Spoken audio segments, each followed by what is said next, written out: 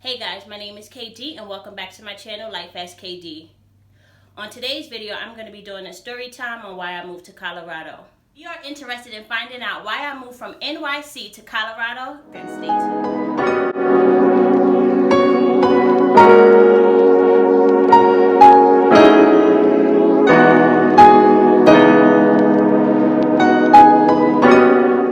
Okay guys, let's jump right into it. I believe I graduated with my bachelor's in 2013.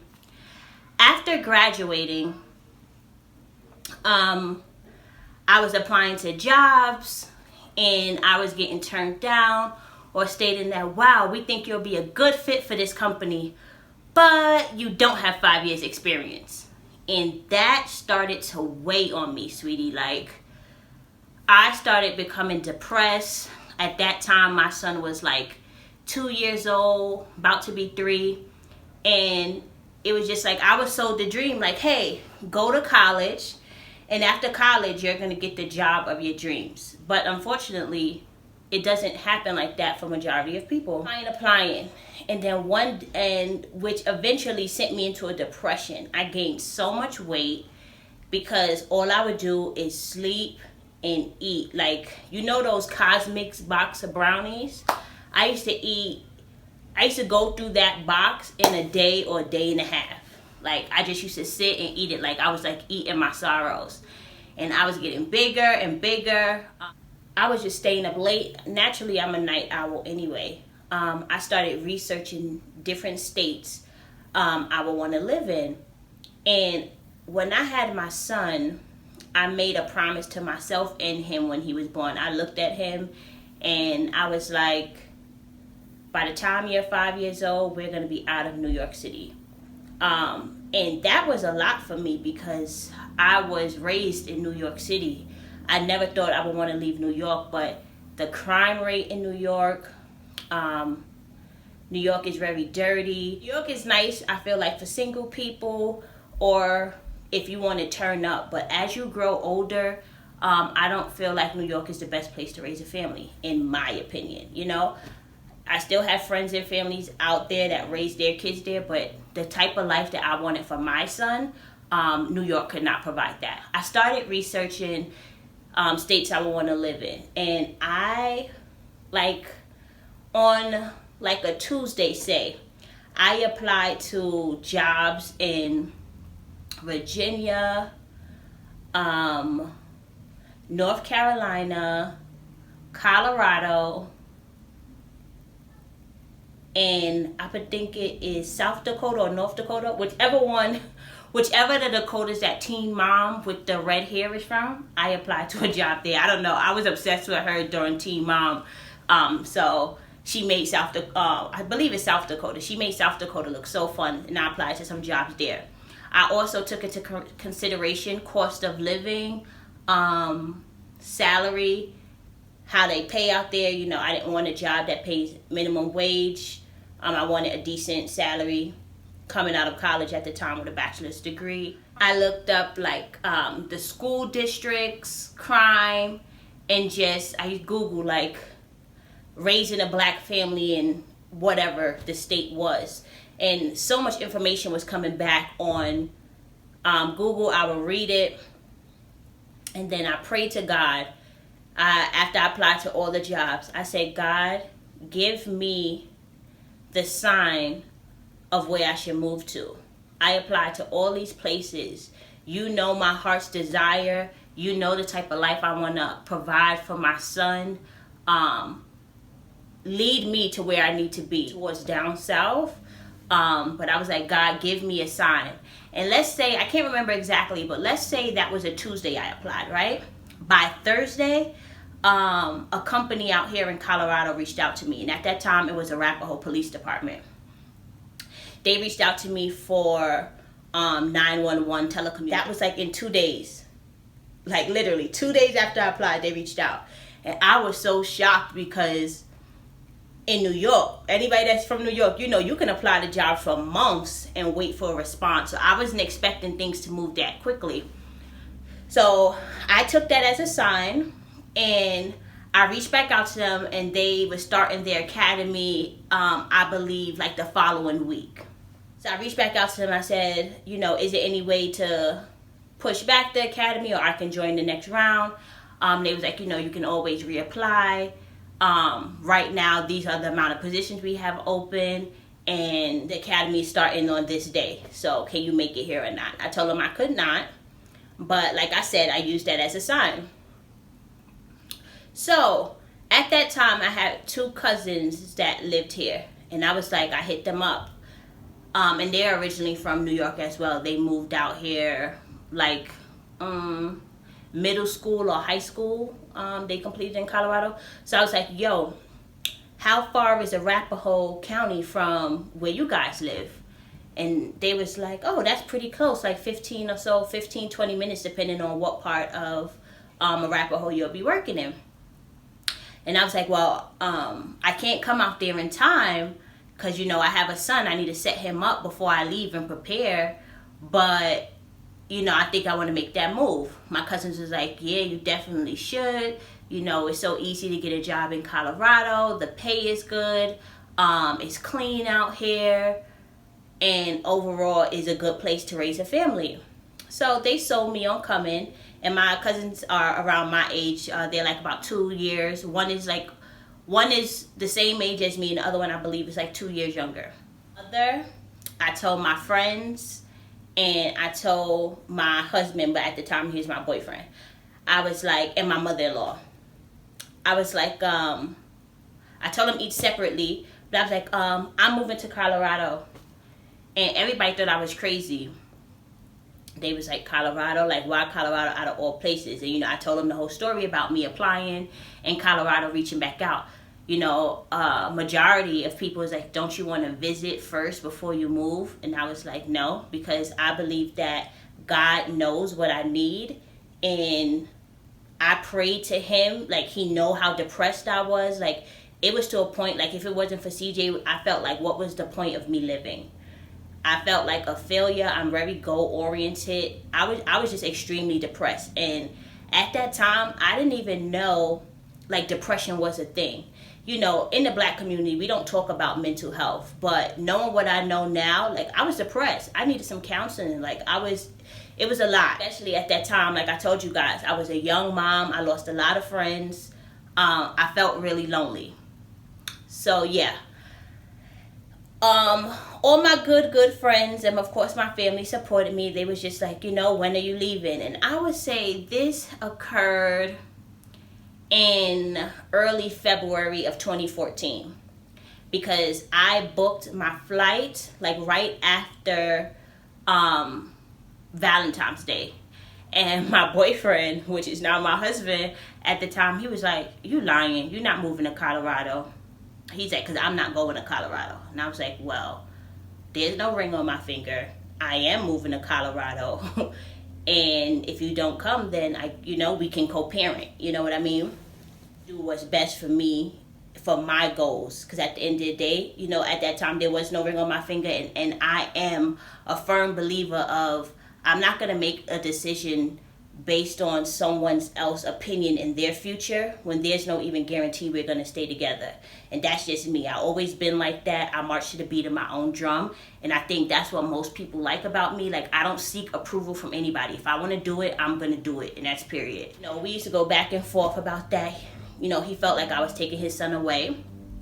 And I was like, no. And then, no, I'm not. You know, I said, I would love for you to come. It would be a fresh start for our whole family. You know, what do New York has to offer? And, you know, if we don't succeed in Colorado or we don't like it, you know, it's 49 other states. We can pick one and choose and move again. You know, like that was my outlook. I had nothing to lose at that point. I felt like I was at the lowest I ever been in my life. And what do I have to lose? Pick another state and move forward. You know, I'm going to be honest on my channel here. We argued back and forth for a while, had some disagreements. I spoke to my mother-in-law because I was living with her and him at the time. You know, I was young, like 21, 22. Asked my mother-in-law, in conjunction with my boyfriend at the time, hey, can I leave my son here for 3 months I was giving myself 3 months to set myself up in Colorado. If I couldn't find a job that pays well, an apartment, and get a vehicle, I was going to come back to New York, regroup, and pick another state and try again. For a long time, because I felt like a bad mom. So she was like, of course, you know. And then she asked me questions like, what makes you want to move? She said, I know you always said you wanted to move before CJ turned 5. He's 2 years old. At this time, why do I want to do this now? And she knew my struggle, so I explained to her. She was like, well, I think that's a great thing. You know, you have to do what's best for you. She's like, absolutely, you can leave him. And the reason why I had to ask her is because Chris, at that time, he was working during the day. My mother-in-law owns her own business, and she works from home. So she would need to watch my son, her grandson, while his dad is at work. You know, you can't assume that a grandparent is going to do anything because they're not obligated. And I booked my ticket. I booked my ticket for March 7th. And it was literally like 2.5 weeks until it was time to leave. I went out to dinner at Ruby Tuesdays on 42nd Street with my mom, and I think 2 of my closest friends came out that day. And you know, they all were so supportive and saying, like, you know, they were nervous for me, but they was excited for the new chapter. And of course, sad at the time as well, because one of my best friends was pregnant at the time. And I was like, you know, I can still be there for you and be a support, but you know, your life is set. You know, at that time, she was in a great job. She had her own apartment. I was like, I need this independence. Like, I needed a fresh start. March 7th comes. So my mother-in-law, my boyfriend, and my son drives me to the airport. And this is when it got real. Honey, when my son started to cry, once, you know, I checked my bags. I had about 2 suitcases, and then I had like a little suitcase to carry on a plane. Once I checked my bag and we was walking towards security to the point that he couldn't come anymore and he started crying, I started bawling. I felt like a horrible mom. And even thinking back to it, like, my heart is like, I can feel like water building up behind my eyes, because I tell so many young girls that I speak to or interact to, like, don't feel like you're a bad mom because you have to do something that society deems not normal. My son is 9. He's about to be 10 now. He doesn't even remember when I left him for that 3 months to ball. I was crying and crying and crying. I went through security checkpoint. I'm pretty sure people at the airport thought I was crazy as shit. Like, what is going on? Because, like, I didn't even care. I wasn't trying to hide it. I was just letting the tears go. I went through security checkpoint. I was crying. I got by the gate, I was crying. I got on the airplane, I was crying. The plane was taking off, I was crying. Like, I was extremely, extremely emotional. And I am not a person to really show my emotions like that, but when it comes down to my kids, they have a soft spot in my heart. In Colorado, my cousin and his girlfriend at the time came and picked me up, and they brought me back to their house. The next day I woke up, they took me to drive around Colorado, because by the time I landed in Colorado, it was like a little after midnight, so it was late here. So, of course, I saw the drive home, but everything was dark. You know, things look different from the day to the night. Drive home, and then the next morning, he took me driving around. I seen everything in the light. He was telling me the different areas of where he think I should live or stay in that's close to them, like, God forbid something happened, because at that time I was out here by myself. Yeah, so I told him my plan. I was like, okay, it's March. I came out here March 7th. By June 7th, if I don't have my own place, my own job, and set myself up, I am going to go back to New York. And while I was out in Colorado, I would speak to my boyfriend every day. He couldn't really believe that I actually came out here. I was applying to jobs every single day, and it was like so easy. It was like I knew Colorado, like that was God that led me here, because the process was easy. I came out here March 7th. Within a week and a half, if that. I can't remember dates exactly. But within a week and a half, I was offered a job in downtown Denver. And I did my drug testing and all of that stuff. And then I was given a start date. My start date was around the last week of March. I learned how to use the light rail, which is like their train out here, but it's above ground. It doesn't go underground like in New York. I learned how to use their light rail, and I used to take the train to and from work in downtown Denver. And even though I was working and I was excited, I was still depressed and I was still sad, because in my head, it's like, I left my son. Like, what mother does that? You know? So I was really down on myself. I was crying a lot. My cousins was trying to take me out, like partying or out to different restaurants to take my mind off of things. And they used to tell me, you know, you're doing what's best for your son. You know, this is not forever. I used to call and check on my son. My mother-in-law, my mother used to send me pictures. They used to hang out with him. They took him to the circus. They did all the things that I would do for my son. You know what I mean? I would speak to my son on FaceTime. He would say he missed me. Of course, he didn't really understand what was happening. So after I got my job and I got the offer letter, I started looking for apartments. I started applying for apartments. And at the time, I didn't have a car yet. So I was doing, like, you know, car was number 3. So I was just like, I need to make sure whatever apartment I get is by the bus and light rail system. It was in walking distance, so I can get to and from work. Because in order to pay your bills, you need to have a job, you know? So the apartment complex my cousins lived in, I applied for that, but I didn't think I was going to get approved, because you needed...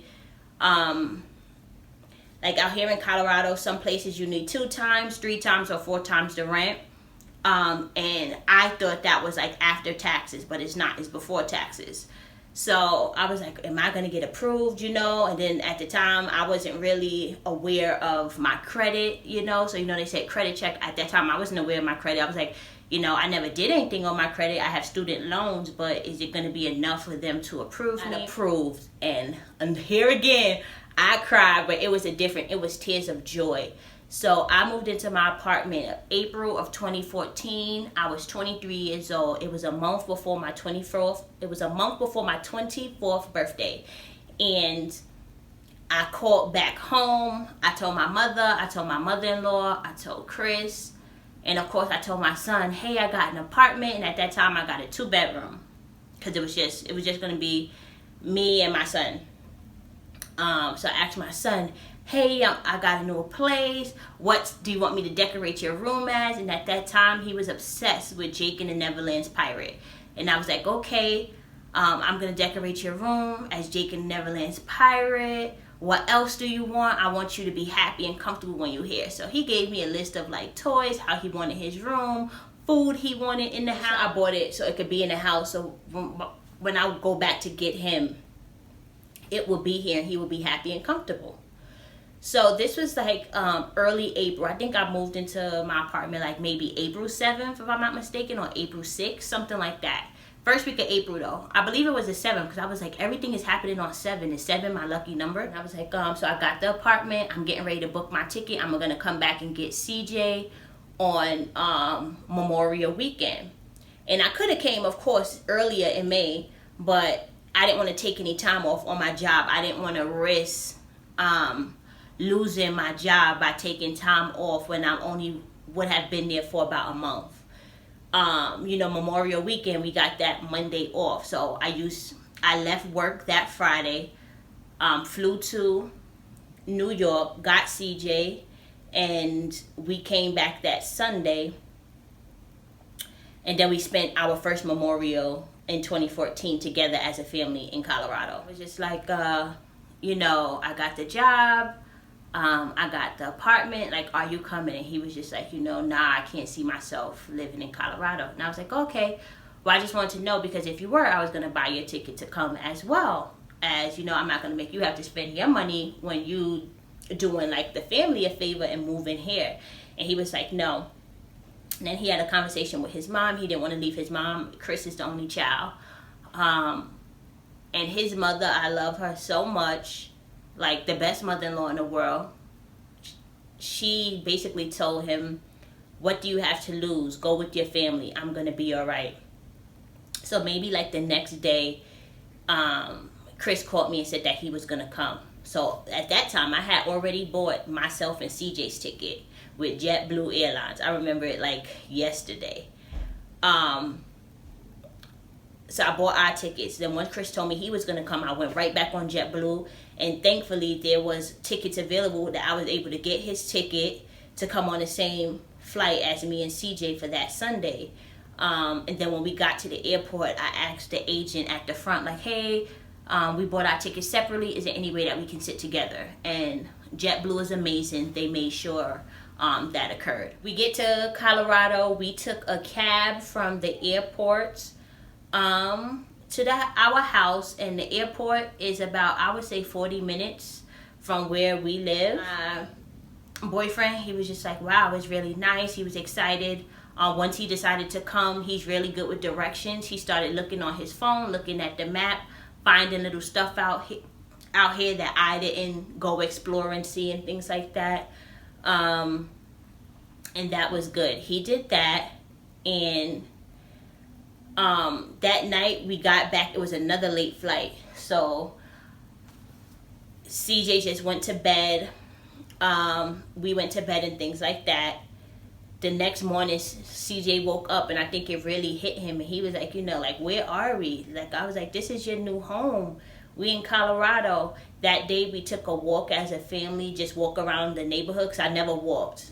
Or, for the 3 months I was out here, my cousins or my cousin ex-girlfriend drove me around and showed me around. But that day we walked as a family, just exploring our new home. And literally, my husband is a chef, and he got a job in one day. Literally, he went in, applied. They was like, you can start tomorrow. Like, that's how easy it was for him to get a job out here. We were good.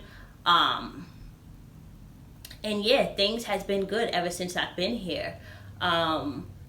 I homeschooled CJ. Like, I didn't put him back in any type of preschool or anything. I homeschooled him out here for a while, and then he started kindergarten out here. He just worked. Like, I was saving money. Like, before I came and even got them. This is very important. If you're planning on moving anywhere, you need to have the finances. You can't move anywhere with $0. It's not going to work. Even if families say they got you, I would recommend saving up a couple $1,000s at least, because you don't want to be a burden on them. You know what I mean? Or even if you're moving directly into your own place, anything could happen. Your car could break down. Bills could get high. Money could be lost. I don't know. I just made sure I moved with money. I came to Colorado with approximately $7,000. That's the money I used to move out here. And when I was out here, even though I didn't have my boyfriend or son with me at the time, I didn't just blow that money. I kept that money because I didn't know how long it was going to take me to find a job. Like, yeah, I would buy myself stuff here and there at the mall, get food and stuff like that. But for the most part, like, I made no big purchases besides the furniture after I got mine. I can't remember, but I made a registry for a housewarming because all my friends was like so excited for me, and they was like, wow, you took such a leap of faith. That was such a big move. You moved to another state, and you, without even visiting that state, and look, you're becoming so successful. Everything is like falling in line for you. And they basically was like, they wanted to help get me things for my apartment. So I made a registry, and friends and family sent me gifts. Worked during the day, and then Chris worked at night, so we would swap off with CJ. So CJ would be home during the day with Chris. I would come home from work, take CJ to the pool, or just hang out, watch TV, do learning activities with him, and then Chris will go to work, and we'll do it all over on the weekends. We will walk around the neighborhood, find things to do, or sit by our pool. So happy. I feel like me and Chris' relationship got better in regards to communication. Is like, wow, we have no parents here, we have no friends here, all we have to rely on is each other. And I feel like that made our bond so much stronger, because you never know what can happen. And I personally believe that you should live with your spouse before getting married, to make sure you guys are compatible. And I didn't do things like I always say the traditional way, but I'm so happy that I had a child before I got married as well, because I was able to see what type of father he's going to be, how we are with finances in our home before marrying. And then at that time, I went on like a weight loss journey. I was so happy. I wanted to like lose some weight. I went on a weight loss journey, and I didn't really do anything crazy. I just changed what I ate, and the weight was just falling off because I was doing a lot of walking out here, because we still did not have no car. So they came out here May of 2014. I didn't buy my car until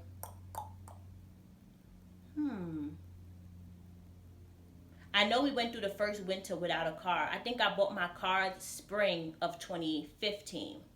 And at that time, me and Chris were just saving money to purchase a car. We didn't want to lease or finance a car at the time, because this was our first time living on our own. I didn't want any additional bills, because I wanted to make sure like we didn't get evicted. Like that was like a real big fear of mine. It's like, yo, if anything happened or we run out of money, like seriously, we have nobody to fall back on here. Like we don't have our parents or anything like that. So I didn't want to lease a car. I did not want to finance a car. I wanted to buy a car outright cash. March or April of 2015, we bought our a Nissan Altima. We bought that car. So yeah. Once we got a car, we got even more happier, because there was so much things and places we wanted to go to and see out here in Colorado that we couldn't see and we couldn't go to because we didn't have a car. And I was not up for asking my cousins or friends and people I met out here for a ride. I didn't want to be a burden on anybody. It's like we took cabs and we got our groceries delivered. Like I didn't ask. Like once I got into my own place, like I wanted to do everything myself. I didn't ask anybody for anything. I didn't need any handouts. I wanted to make it like I got here on my own. And I'm proud of myself to be able to say that, because it was like a scary journey and a very dark time for me, honestly. After we got the car, I started looking up schools and stuff for CJ, because that upcoming school year, he would need to start kindergarten. I found the school, got him enrolled. Process was easy peasy. We told each other we came out here for a purpose, to expose our son to a life that we felt New York could not give him. Give him and set him up for opportunities of success that me or him growing up did not have. And I don't regret my decision moving to Colorado now. I know a lot of people ask me that, because Colorado is predominantly white, is what people say. Or they ask me, do even black people live in Colorado? Yes, black people do live in Colorado. The area in which I live in is mostly white and Indian. However, there are some blacks that live in the area. I would say about 20%. But there's a lot of interracial dating here. So even if you do see a black person, like you don't see a lot of full black families like me and Chris. It will be like a black mom with a white guy, or Asian guy, and vice versa. A black guy with a Hispanic girl, or a white girl or Asian girl, something like that. There's a lot of interracial dating here. Everybody always wants to know, like, how did I do it? First step, get the mind. You have to be sick and tired of being sick and tired. I was that. You have to pinpoint states in which you're interested in and that you wouldn't mind living in. I did that. I don't know if you believe in God, but I would say pray to your higher being, manifest. I don't know. I believe in God, so I prayed to God to order my steps and open the doors that is meant to open for me. God did that and led me to Colorado. Prior to moving, you need to be saving money. And I would say the amount of money you need is dependent on the cost of living in that state. So at the time that I moved to Colorado, it was very cheap. Colorado now it's becoming more expensive to live due to so much people moving here, because the economy here is very great in regards to jobs and starting out pay for fresh out of college graduates and things like that. So have money. I would say have anywhere from $5,000 to $10,000 for a 3-month period, because you got to think, once you do get that apartment or house, whatever. So I would say $5,000 to $10,000 you need to have for a 3-month period, because you got to think you're gonna have to put down rent, security deposit, buy food, transportation, gas, whatever, if you have a car or a Metro card, whatever, if you use in public transportation, and you're gonna have to buy furniture. So yeah, you do that and you go out and grind. And my advice would be, if you tell your friends and family that you want to move and they're not supportive of you, then stop talking your business to them. Stop talking your goals and dreams to them. Like now, I'm very selective of who I tell my future endeavor plans to and my ultimate goals and dreams, because even though they can be friends or family, not everybody have your best interest at heart, period. I love what Colorado did to my personality. I always tell people, if I was in New York, I think I probably would be in jail or dead, because all I did when I was in New York was fight for myself or fight for my friends. I don't play that with my friends. I'm very overprotective of my friends. I did a lot of fighting. I wasted a lot of money with shopping and things of that nature. I feel like, looking back at how I was in New York, I was very immature. Colorado has changed the way I think in what I do with my finances and who I want to be. Like, I literally, deep down, I feel like I can be anything. I hope you guys enjoyed this video.